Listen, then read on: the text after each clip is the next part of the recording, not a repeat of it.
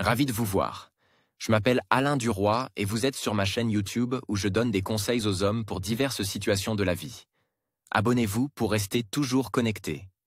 Et maintenant, je commence. Il existe de nombreux chemins dans la vie, mais le plus long d'entre eux est celui qui menait au cœur d'une autre personne. Et si l'on résistait à ce chemin et qu'on s'en écartait, on ne fera que perdre du temps à essayer de le retrouver plus tard. L'amour est une force mystérieuse qui nous remplit d'énergie et nous fait vivre des émotions fortes. Chacun d'entre nous a développé une définition différente de l'amour en fonction de ses propres expériences et de sa vision du monde. En effet, l'expérience de chaque personne est si unique qu'il est naïf de supposer l'existence d'un concept unique de l'amour, avec lequel tout le monde peut être d'accord. Type d'amour selon les Grecs anciens. Les Grecs de l'Antiquité distinguaient 8 types d'amour, car comprendre ce qu'était l'amour leur permettait de se rendre compte de la profondeur du lien qui unissait une personne à d'autres personnes dans sa vie. 1. Éros ou passion. Le premier type d'amour est Éros, du nom du dieu grec de l'amour et de la fertilité. Éros représente l'idée de passion et d'attraction. Les Grecs de l'Antiquité considéraient l'éros comme dangereux et effrayant, car il impliquait une perte de contrôle due à l'instinct de reproduction. Éros est une forme d'amour fort et passionne qui évoquait des sentiments romantiques et sexuels. Mais au-delà des expériences agréables, Éros peut conduire à des actions impulsives et à des chagrins d'amour. Éros est le premier et le plus brillant des feux qui s'éteint rapidement. Il a besoin que ses flammes soient attisées par d'autres types d'amour plus profonds, car la passion n'est centrée que sur les aspects égoïstes. L'attirance et le plaisir physique catalysent par le corps physique. 2. Philia ou l'amitié forte. Les Grecs de l'Antiquité considéraient que Philia avait une valeur supérieure à celle d'Éros parce qu'il s'agissait d'un amour entre égaux. Platon estimait que l'attirance physique n'était pas nécessaire à l'amour, d'où l'utilisation du mot platonique qui signifie « sans attirance physique ». La philia désignait le type d'amour qui naît entre des amis qui ont traversé ensemble des moments difficiles. Selon Aristote, la philia est un amour vertueux et impartial, exempt d'attirance physique. La philia est associée à un sentiment de camaraderie et de loyauté entre amis, ainsi qu'au sacrifice pour l'esprit d'équipe. 3. Storge ou l'amour familial. La signification de storge est similaire à celle du type d'amour précédent, car il n'est pas fondé sur l'attirance physique, mais implique avant tout une relation basée sur les liens familiaux et de parente. Storge est une forme naturelle d'affection qui naît des parents envers leurs enfants et des enfants envers leurs parents. Le storge est parfois désigné comme un type d'amour qui naît entre des adultes amis d'enfance. Il est à noter que cet amour devient parfois un obstacle sérieux dans le parcours d'une personne lorsque la famille ou les amis proches ne soutiennent pas les choix qu'elle a faits. 4. Ludu ou amour ludique, flirt. Les Grecs considéraient le ludu comme une forme ludique d'amour qui se produit, par exemple, entre de jeunes amoureux. Le ludu est un sentiment qui se manifeste dans les premiers temps de l'amour, accompagne de flirt, d'un comportement ludique et d'un sentiment d'euphorie. Le jeu en amour est un ingrédient important qui se perd souvent dans les relations à long terme. Pourtant, l'espièglerie est l'un des secrets qui permet de conserver la spontanéité de la jeunesse de votre amour, de la rendre excitante et engageante. 5. La manie ou l'amour obsessionnel. La manie est la porte ouverte sur le temple de l'obsession et se manifeste par un déséquilibre entre éros et ludu. Pour les maniaques, l'amour devient un moyen de se sauver, de renforcer leur sentiment de valeur personnelle, conséquence d'une faible estime de soi. Cette personne veut aimer et être aimée pour se sentir une personnalité complète et harmonieuse. Pour cette raison, elle peut devenir un amant compulsif et jaloux, ayant l'impression d'avoir désespérément besoin de son partenaire.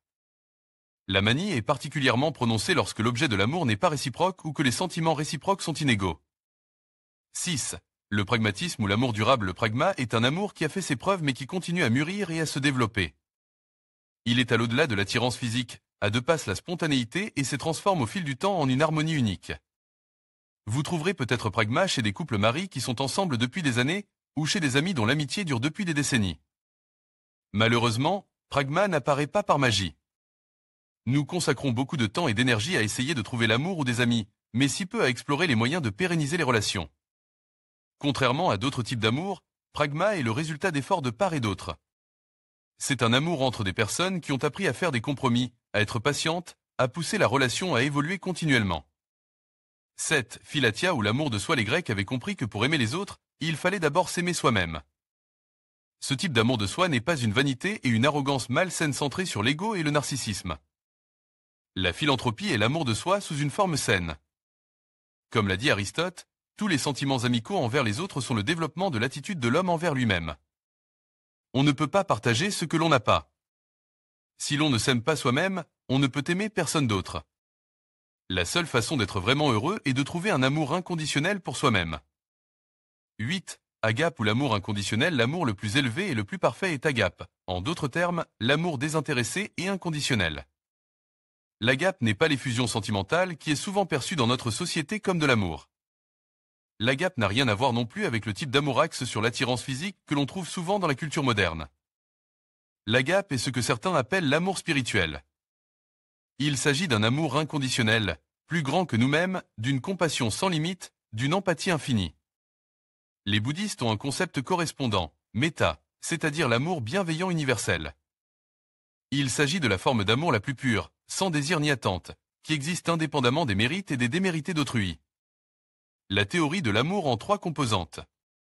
Selon cette théorie, développée par le psychologue américain Robert Sternberg, l'amour se compose de 3 éléments. La passion, le fait de tomber amoureux et l'attirance physique. L'intimité, un sentiment profond d'affection et d'unite. L'engagement, la volonté de maintenir et de développer la relation. Ces 3 composantes se combinent pour produire ce type d'amour différent.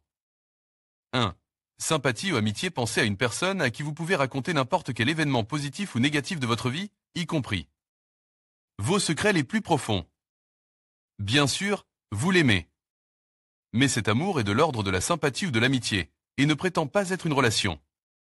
2. L'engouement, infatuation, l'amour passionne peut sembler fort et irrésistible, mais, dépourvu d'intimité et d'engagement, il n'est pas durable. Très souvent, tomber amoureux devient une priorité dans votre vie parce qu'il est motivé par l'attirance la plus forte, l'attirance sexuelle.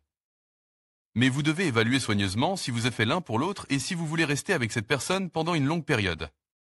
3. L'amour vide, il s'agit de l'amour que certains d'entre nous partagent avec leur famille et leurs proches. Dans ce cas, vous avez du mal à imaginer un avenir sans l'autre personne, mais il n'y a pas d'attirance physique ni d'échange d'informations. Sur les details de votre vie personnelle. Malheureusement, de nombreux mariages sont parfois fondés sur un amour vide. 4. L'amour romantique vous donne des papillons dans l'estomac lorsque vous pensez à l'objet de votre amour, mais sans engagement, ce type d'amour ne peut durer éternellement. La combinaison de la passion et de l'intimité crée l'illusion du véritable amour, mais sans un travail conscient et actif sur une relation à long terme, le sentiment qui en résulte ne peut pas se transformer en quelque chose de plus. 5. L'amour amical à un moment donné, un mariage ou une relation à long terme peut se transformer en une amitié amoureuse. Ce n'est pas une mauvaise chose, car l'intimité et l'engagement sont les éléments les plus forts des 3 composantes. Toutefois, il est important de raviver la flamme et de remettre la passion à sa juste place. Les personnes âgées qui n'ont plus d'attirance physique forte sont souvent à la recherche d'un amour de compagnie. 6. L'amour fatal soudain, une nouvelle personne tout à fait merveilleuse apparaît sur votre chemin de vie. L'alchimie de l'amour qui s'est installée entre vous vous consume complètement et vous ne pouvez plus vous séparer. Tout va pour le mieux et vous êtes absolument convaincu qu'il s'agit de la personne dont vous avez toujours rêvé. Cette conclusion vous vient à l'esprit sur la base de quelques informations superficielles que vous possédez, ou l'objet de votre passion à voyage, quelle musique il aime, quel film et quel livre il préfère, etc. Et vous décidez, avec le plus grand sérieux, que vous voulez passer le reste de votre vie avec cette personne. Mais la vérité est qu'en l'absence d'intimité et de partage d'histoire de votre vie personnelle, vous ne pouvez pas juger une personne. Objectivement, parce que vous ne la connaissez pas vraiment. 7. L'amour parfait naît de l'union des 3 composantes de l'amour. C'est le type d'amour auquel la plupart d'entre nous aspirent. La situation idéale est celle où tout va bien au lit, où il y a de l'intimité et de la compréhension mutuelle, et où vous ne pouvez pas imaginer un avenir sans cette personne. Et nous pouvons effectivement le trouver, mais selon de nombreux psychologues, le principal problème n'est pas d'atteindre l'amour, mais de le maintenir.